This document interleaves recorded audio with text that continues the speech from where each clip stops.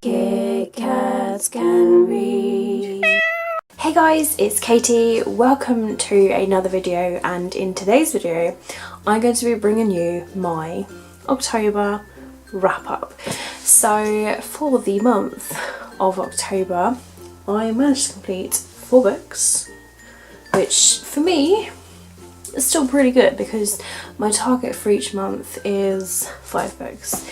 So I thought, you know, that's pretty darn good going for me, all things considered and all that, because I was kind of, I don't know, I suppose kind of slumpish, but you know, do you get what I'm saying? I don't. So anyway, let's get started. By the way, I'm in a Pikachu onesie because it's freaking cold in my flat, and where I've been at work I don't put the heating on just to save electricity, and I come home from work and the flat is cold, and I was like, you know what, I'm just gonna wear my onesie because problem solved really. So let's get started with the wrap up. Stop babbling on, Katie, because they're not here for your onesie storytelling. So the first book that I managed to read in October was Midnight Sun by Trish Cook.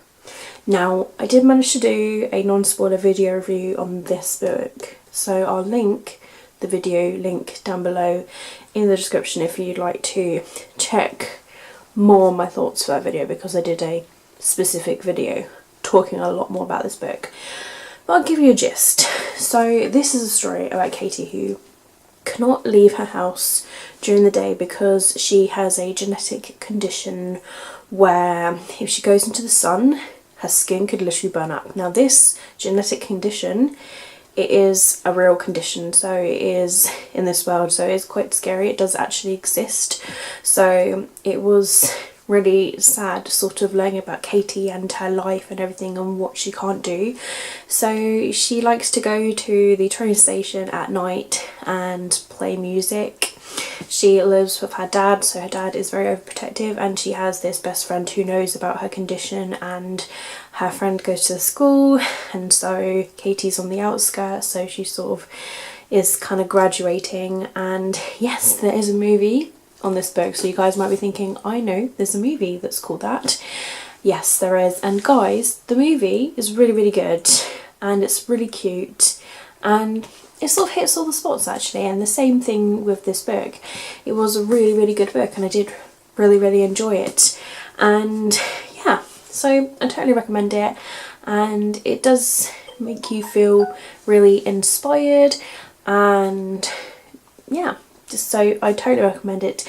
And in the end I gave this book 4 out of 5 Kit Kats. Just had to mute my phone because I forgot to, and it's interrupting my video. The next book that I read in October was completing a book that I was in the middle of reading, and it was an easy book choice because I was like, seriously Katie, why are you in the middle of this book? There's like less than 200 pages.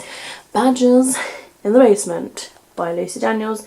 It's an Animal Art book. It's book number 6 in the series. They're very short, but I'm reading these for nostalgic reasons. When I was younger I wanted to be a vet, so when I was younger I read these books, and I'm reading them, as in like rereading them now, and I'm like, oh my god, all the nostalgic feels are just inside me, and it's really cute. And I kind of remembered the storyline of this one because it was many years ago that I read these. I was about 9 or 10, maybe 11, 12, around about that age. Yeah, I think it was about 9 or 10. And I loved these books. So that was so many years ago because I'm now 28. So yeah, it's crazy thinking about it like that. So I could kind of remember the storyline of this one, but just reliving it all over again as an adult made me really happy. Yeah, it's a child's book, so it's going to be, the writing is going to be quite juvenile. However, I sunk into it very easily. So I feel like I could easily read middle grade books because of that, and children's books, and still find enjoyment in them. So yeah, but I loved it. So in this story we follow a badger set that they've been watching, and then it ends up being destroyed. Then they discover an abandoned cub, and they've got to look for a new home for the young badger. And then they sort of find out things that have happened in the wood, like is it badger baiting, that sort of thing.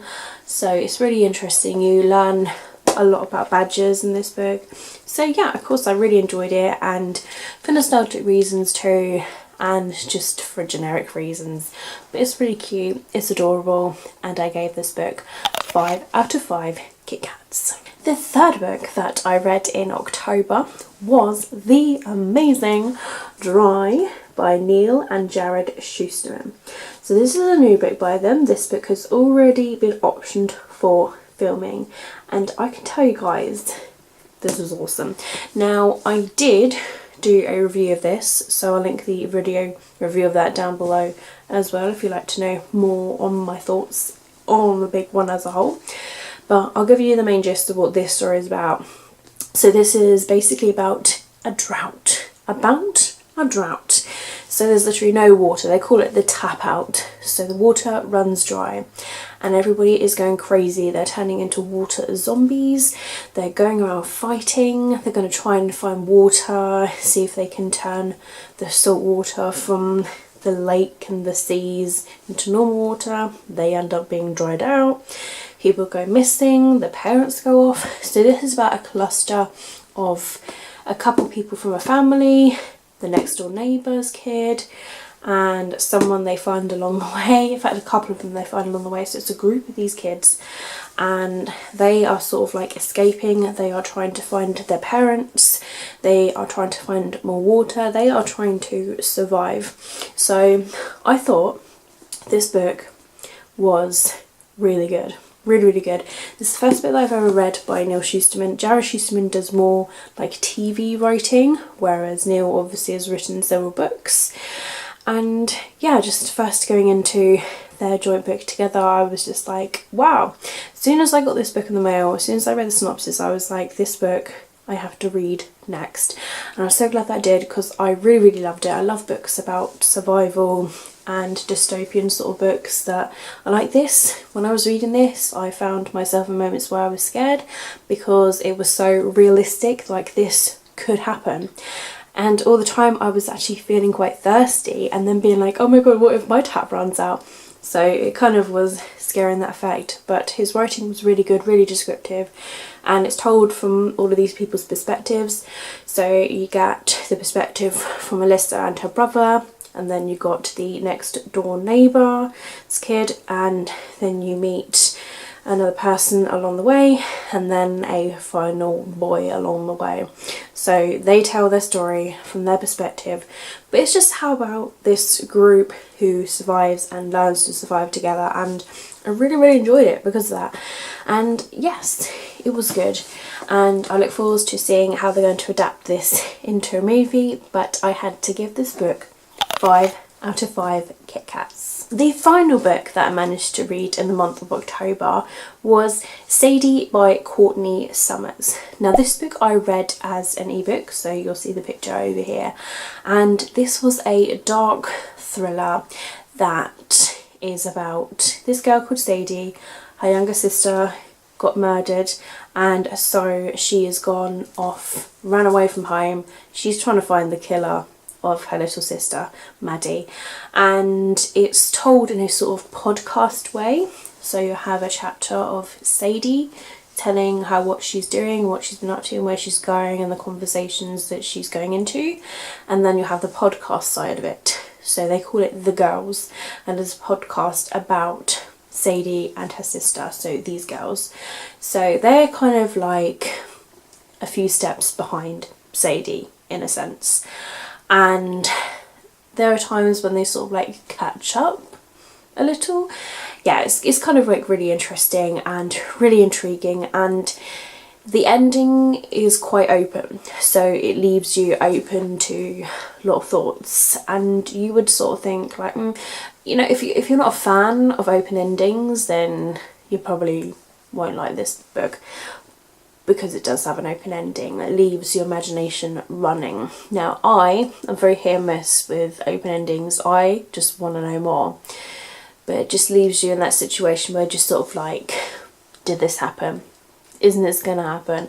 I suppose it's kind of like that story in The Fault in Our Stars where Hazel is like, the author left it really open, I'd like to know what happens to the characters after. So it's sort of like that situation, without spoiling of course, but it is like a dark sort of thriller book. And the reason I picked this book up is because everybody was sort of picking up and saying it was really good and to listen to the audiobook. So because I've got Scribd, I actually listened to it on Scribd. I'm sorry if you can hear that popping noise all of a sudden. People have just started letting off fireworks out of nowhere because it's coming close to firework night. It's the 1st of November today, so sols, I can't stop the fireworks. So you might hear like a little popping. I don't really know how sensitive the mic is, so who knows. I'm just saying that there's fireworks going on right now where I live.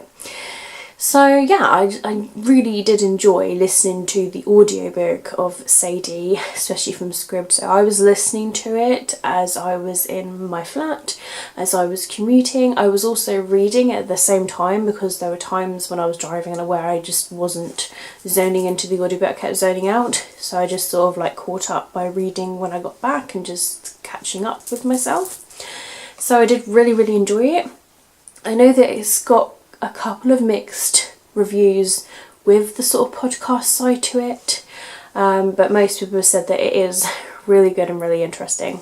So I did really enjoy it, and I do like a good thriller. So it's a young adult thriller, and I'm planning on doing a non-spoiler video review in it because I always try to do reviews on books that I read, so I will attempt to try and film that very soon for you guys so you can learn more of my thoughts. But all in all guys, I really did enjoy Sadie, and I gave it 5 out of 5 Kit Kats. I totally recommend that book. And out of all the 4 books that I have read today, if I had to have a favourite, I probably would say Dry by Neil and Jared Shusterman. This book, it was just good. It was just really good. So yeah, just pick it up and read it, like, 'cause it's so good, especially because it's got option to be a film. But still, Sadie's really good, but Dry it's just good because I like survival stories. So all in all guys, those are the 4 books I managed to read in October. It's a poor amount to some people, but for me it's really good because I work a full-time job. Most of the time I work over 40 hours a week. I tend to also see Ben on a couple of my days off, and also I clean around my flat too. So to find time to read, sometimes it's achievable in the sense because at the moment, I don't know if you guys are aware, but I've got this skin condition, hidradenitis suppurativa, and it literally drains the shit out of me. I feel exhausted most of the time. I'm going to bed a lot easier than I used to. I'm dropping off sleep more, so I find I have to really keep myself awake. So that's all I can really say on that. I'm hoping that November is going to be a lot better. I am on annual leave for near enough the first half of November actually. I'm officially on annual leave at the moment. I don't go back to work until the 12th of November. So I'm off for a week and a little bit actually. So it's all very exciting. It's Ben's birthday this weekend and we're going away for a couple of days next week. I'm going to bring some books with me, some reading material. Don't really know how it's going to go with reading, but still I always like to remain optimistic. So I'll try to see if I can get the books that I've got on my Kindle as well, or at least a couple of them to read because I've already filmed my November TBR, so that's going to be up as well. So with my November TBR, I've sort of taken it from a mixture of a few lists of books I need to read before the end of the year, so stay tuned for that video. But all in all guys, that is the end of my October wrap-up video. So I hope you guys have enjoyed it. Let me know down below what you guys managed to read in the month of October, and if you have enjoyed this video, please do give it a thumbs up just so that I know that you did enjoy it. If If you're new to my channel, if you'd like to see more of my videos, you guys know what to do by now. Hit the subscribe button and you'll see more of my videos in your subscription feed. I upload videos all the time. There's no specific schedule when it comes to my videos. Whenever I like to film, whenever I've got the motivation to film, they are just very sporadic and all over the place, and it's so unorganised. I probably should start to schedule my channel a lot better, but I do like to surprise you guys sometimes with a week full of videos. But then there are other times when there's no videos, like this week for example. I've just been so busy. So I'm waffling on now and it's going on a bit for the video. So that's it from me, guys. Hope you guys have enjoyed it. All of my social media links will be down below in the description if you'd like to follow me elsewhere. Twitter, Instagram, Goodreads, my blog, all of those things will be linked down below in the description. But let me know what you guys are planning on reading in November down below. Hope you guys are going to have an absolutely fantastic day wherever you are. Thank you very much for watching my video as always. Keep smiling, keep reading and be happy. My name is Katie and I will see all of you wonderful awesome people in my next video. Bye!